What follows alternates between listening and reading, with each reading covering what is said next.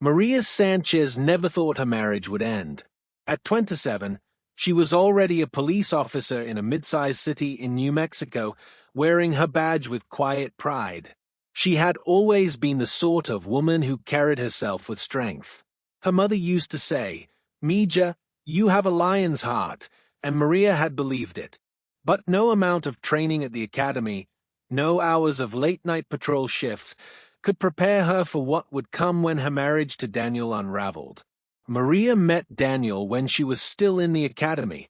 He was charming, with an easy smile, the kind of man who made a room lighter just by walking into it. He worked construction, tall and broad-shouldered, with a sense of humor that broke through her naturally guarded nature. Maria wasn't someone who trusted easily. Life had made her that way. But Daniel disarmed her. He'd show up at her training graduations with flowers, tell her that her uniform made her look like a superhero, and joke about how one day their kids would say their mom could take down anyone. By the time she turned 25, they were married. Within a year, Maria was pregnant with their first child. Her colleagues teased her about juggling midnight shifts and morning feedings, but Maria felt ready.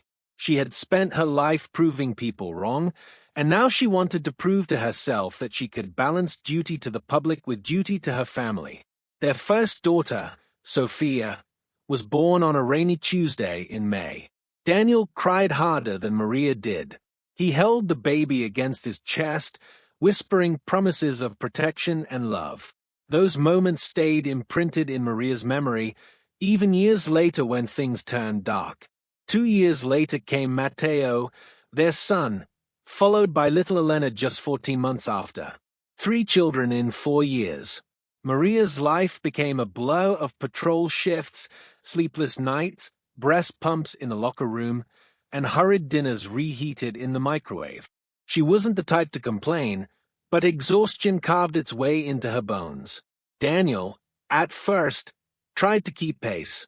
He picked up diapers, cooked simple meals, and tucked the kids in when Maria worked nights. But slowly, something shifted. He grew distant.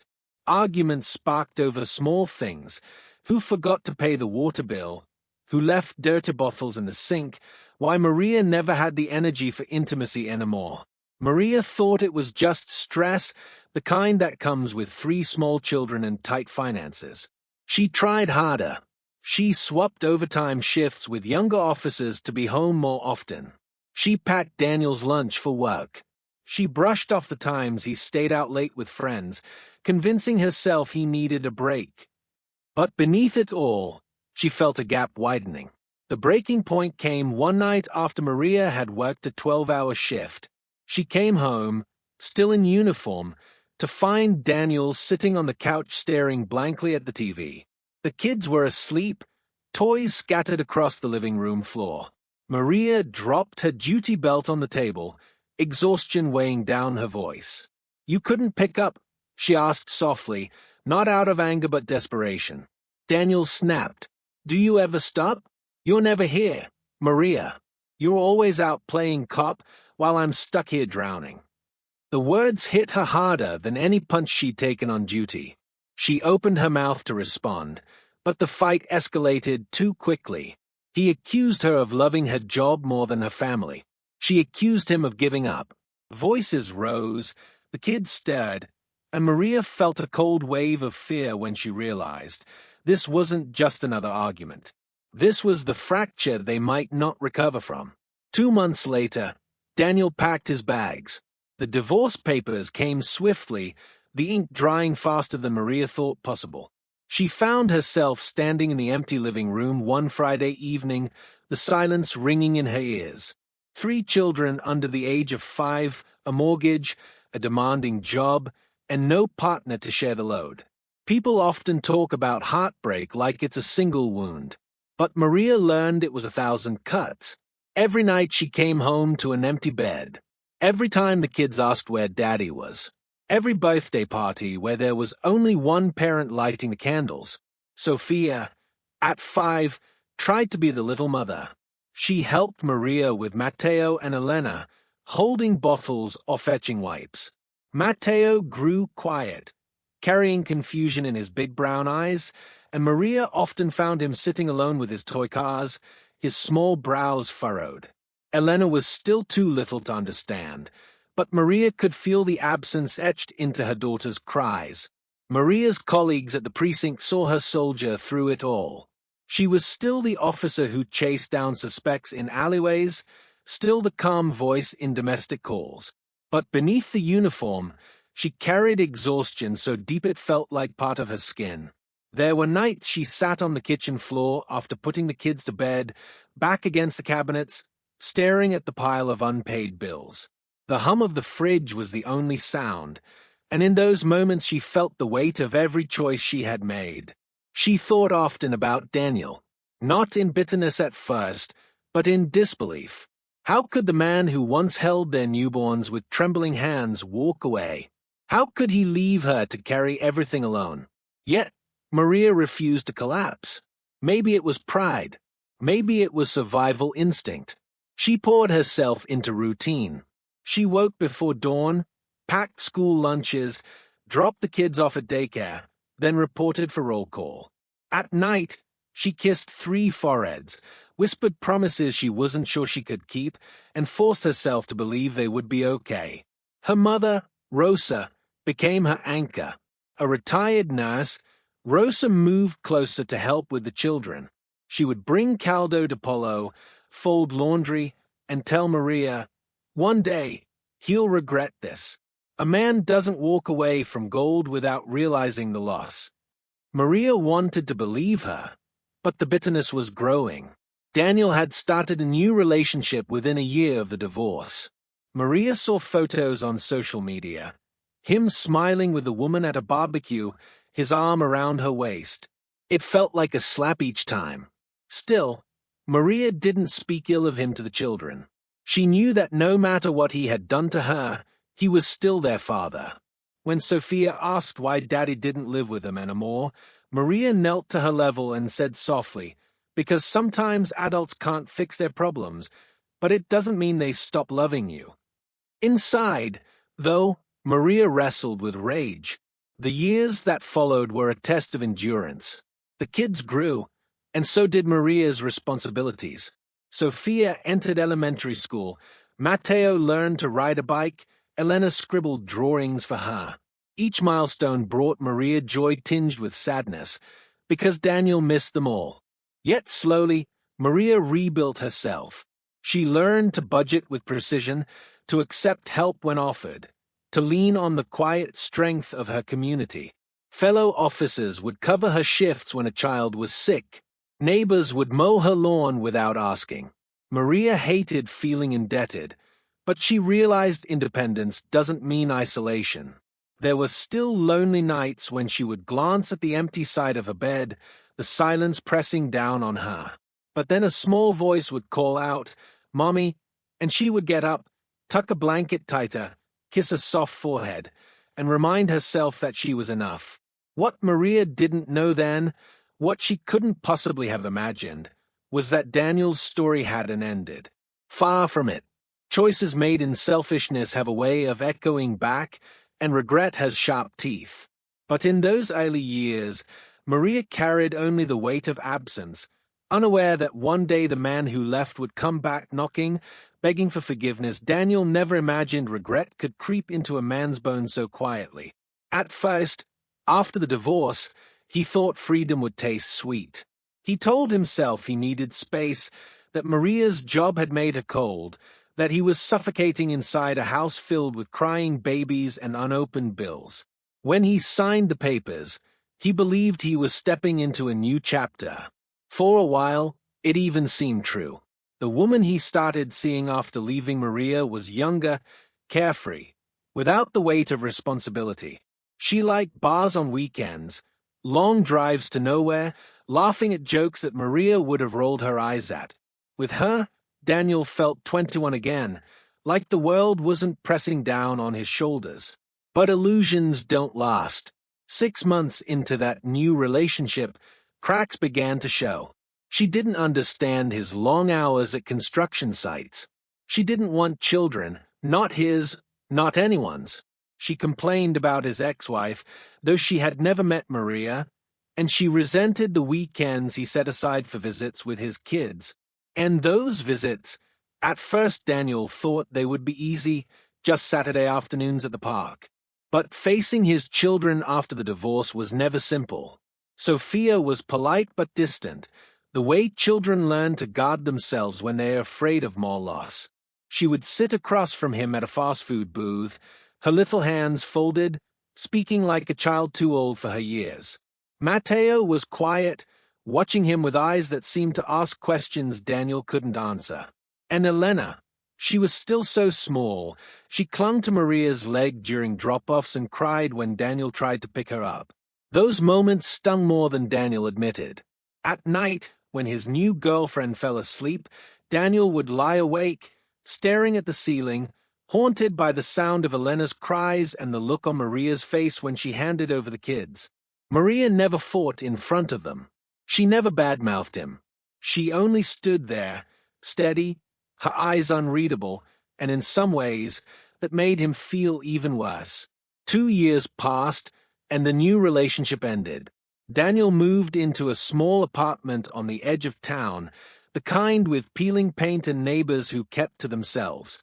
His construction work grew inconsistent, injuries on the job, cutbacks from contractors. He picked up odd jobs where he could, but money was always tight. Meanwhile, Maria built stability brick by brick. Daniel noticed it every time he saw her. Her uniform seemed to fit differently now, not just physically, but in presence. She carried herself with a calm authority that made Daniel remember why he'd fallen for her in the first place. When she came to drop off the kids, she looked tired. Yes, but there was also a steadiness in her he lacked. The children flourished under her care. Sophia thrived in school, already talking about wanting to be a teacher. Matteo loved soccer, his little cleats worn from practice, and Maria never missed a game, even if she came straight from a shift. Elena, with her big brown eyes and messy curls, was all laughter and mischief, the kind of child who could lighten a room just by walking in. Daniel started to notice how the kids clung to Maria in ways they never clung to him. How Sophia confided in her. How Matteo ran to her first with his trophies. How Elena buried her face into Maria's shoulder after a scraped knee. And slowly, regret began to settle in, not as a sudden wave, but as a tide that pulled him under little by little. It wasn't just what he lost with Maria. It was the moments he missed, the first day of kindergarten, the bedtime stories, the soccer goals, the nights of fevers where Maria must have sat up alone with a cool rag and weary eyes. Daniel realized he hadn't just left a marriage. He had abandoned a life, a family, a version of himself he now barely recognized. One evening, Daniel found himself driving past Maria's house. He hadn't planned it. He was coming back from a late job, exhaustion weighing on him, and his truck seemed to turn down her street almost by instinct. The house was modest, the same one they had bought together years ago, but the yard was neat, lights glowing warmly inside. Through the window, Daniel could see Maria at the kitchen table, papers spread out. Probably bills, he thought, but she wasn't alone. Sophia sat across from her, pencil in hand, working on homework while Maria leaned over to help. Elena sat on the floor with crayons, and Matteo kicked a small ball back and forth across the room. It was such an ordinary scene, but it cut Daniel like glass, because he realized this is what family looks like. This is what he had thrown away. He drove home that night with his chest tight, the image burned into him. The weeks that followed only deepened the ache. He tried to call more, tried to arrange extra visits, but the kids were cautious. They had learned to live without depending on him. Even when they did spend time with him, their stories were always about their mother. Mom took me to the science fair. Mom helped me with my project. Mom stayed up when I was sick. Every sentence reminded him of his absence. Daniel began to drink more than he should. Nothing dramatic, nothing the kids would notice, but enough that the quiet of his apartment wasn't so unbearable. He would sit on the balcony, beer in hand, staring at the night sky, replaying memories of Maria. Her laugh when they first dated. The way she used to fall asleep on the couch after long shifts. The way she looked holding their newborn daughter. And then, darker memories. The night of their final fight, the moment he slammed the door for the last time, the sound of Maria's voice breaking as she asked, "Is this really how it ends?" He had walked away, and now he couldn't walk back. One Saturday, during a visit, Sophia surprised him. She was 8 now, her hair tied back neatly, her voice calm in that too-old way she had developed. "Daddy," she said, sitting across from him at the park bench, "why did you leave Mommy?" The question froze him. Matteo was nearby, kicking a soccer ball, and Elena was on the swing, but Sophia's eyes didn't waver. Daniel swallowed hard. I thought it was the right thing back then. But it wasn't, Sophia said simply. Not angry, not accusatory, just a statement of fact.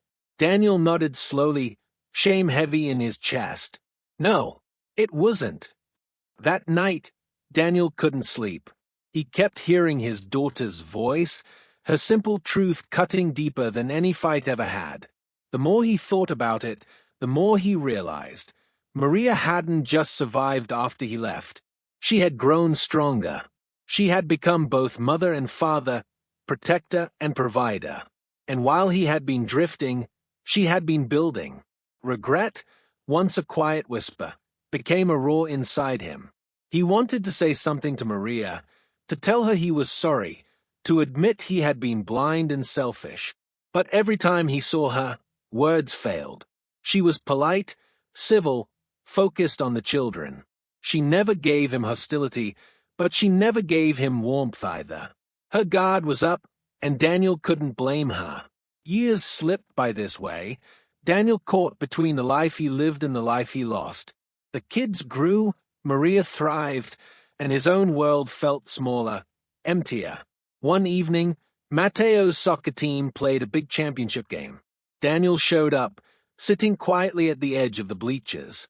He watched as Maria stood on the sidelines, cheering, her voice carrying louder than anyone else's. When Matteo scored the winning goal, he ran straight into her arms, and Daniel saw something break open inside himself.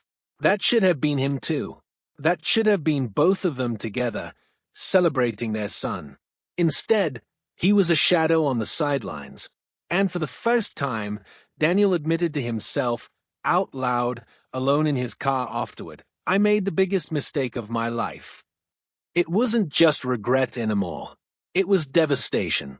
And he knew he couldn't keep quiet forever. Daniel's realization didn't hit all at once. But after Matteo's soccer game, it became impossible to ignore. Sitting in his truck with the engine off, he stared at the empty field long after everyone had left. The image of his son running into Maria's arms kept replaying.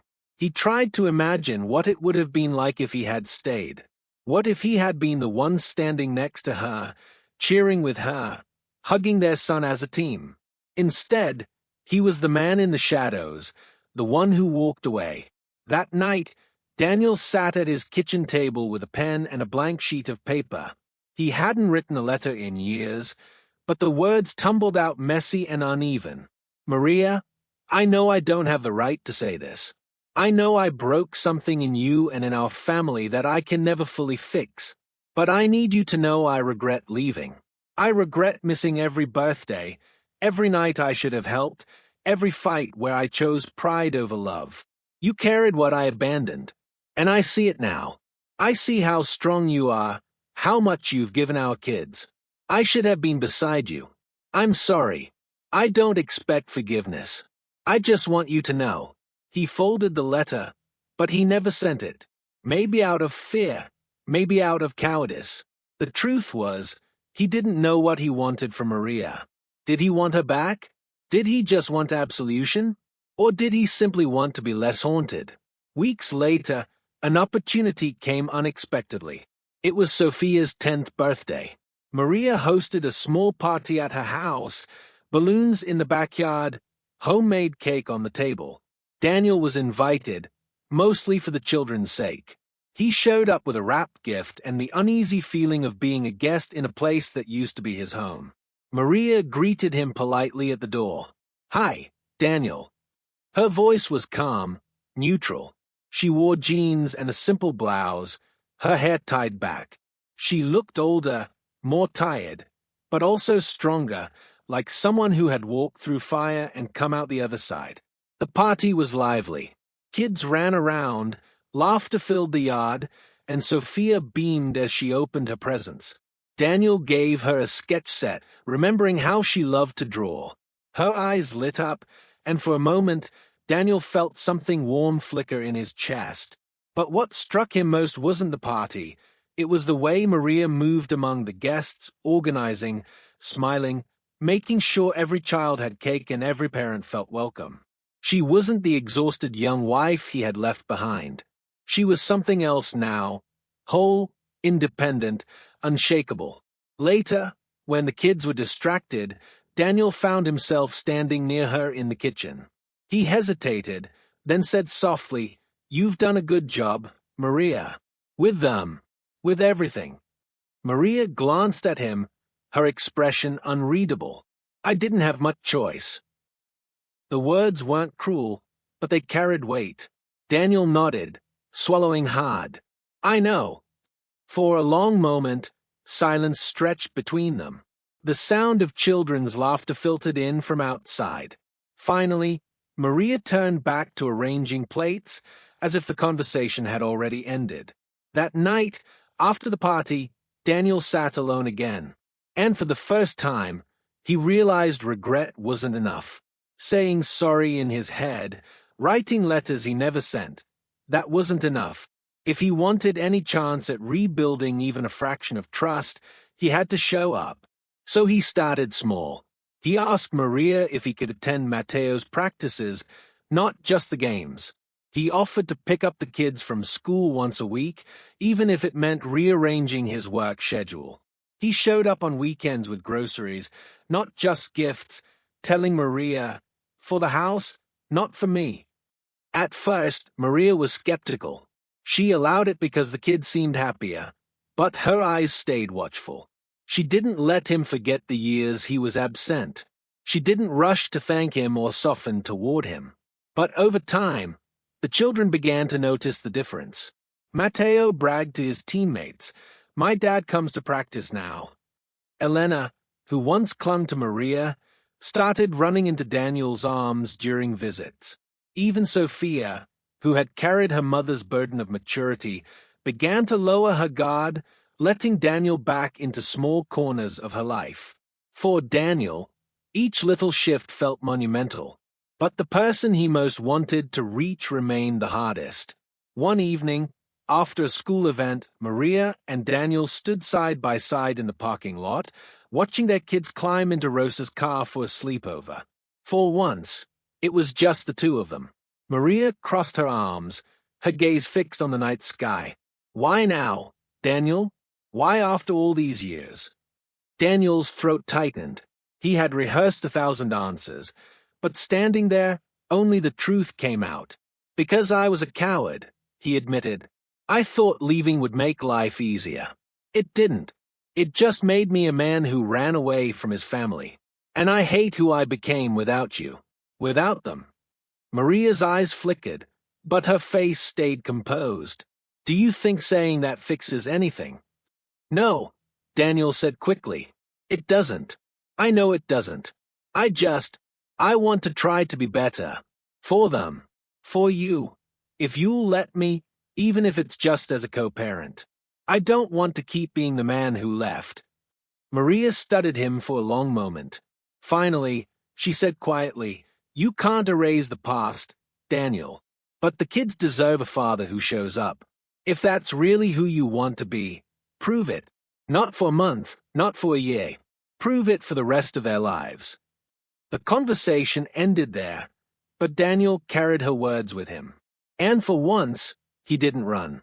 Months turned into a year, and Daniel remained consistent. He picked up overtime shifts to pay for Sophia's art classes. He drove Matteo to every practice. He learned how to braid Elena's hair, even if his fingers fumbled clumsily. Maria watched, wary at first, but gradually her walls softened, not because Daniel asked for forgiveness, but because she saw the children smiling more, healing in ways they hadn't before. One Sunday afternoon, as they sat on opposite sides of the bleachers, Maria glanced at him and said, "You've been doing good." It was the smallest of sentences, but for Daniel, it felt like oxygen. The question of reconciliation hung quietly between them for years.